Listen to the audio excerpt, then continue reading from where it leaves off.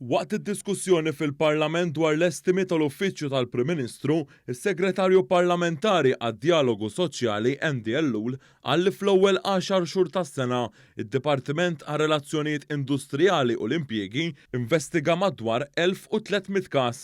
Din l-istess statistika turi li d-Dipartiment en mhux anqas minn kważi 3500 persuna. Tajjeb li nsemmi li minn dawn l-1030 każ kważi 400 minnhom ġew solvuti fil-waqt li d-DIR bħalissa qed jaġixxi bħala medjatur f'490 każ ieħor.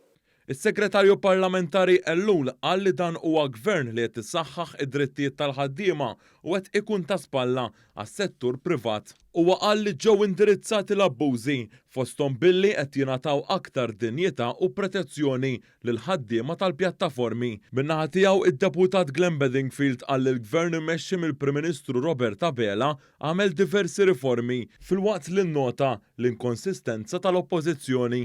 Irrepeti għallum bdej għal-bieraħ riformi għal-gvern tar-riformi falluti. Issa jekk hawn xi ħaġa falluta, bla dubju li hija l-Oppożizzjoni. Illi fl-Oppożizzjoni qatt ma jkun hemm riforma Alla jbierek, dawn jibqu l-istess nies, bl-istess problemi, bl-istess estremiżmu, bl-istess firda, bl-istess ġlied u bl-istess dwejjaq. Fl-Oppożizzjoni ma nbidel xejn.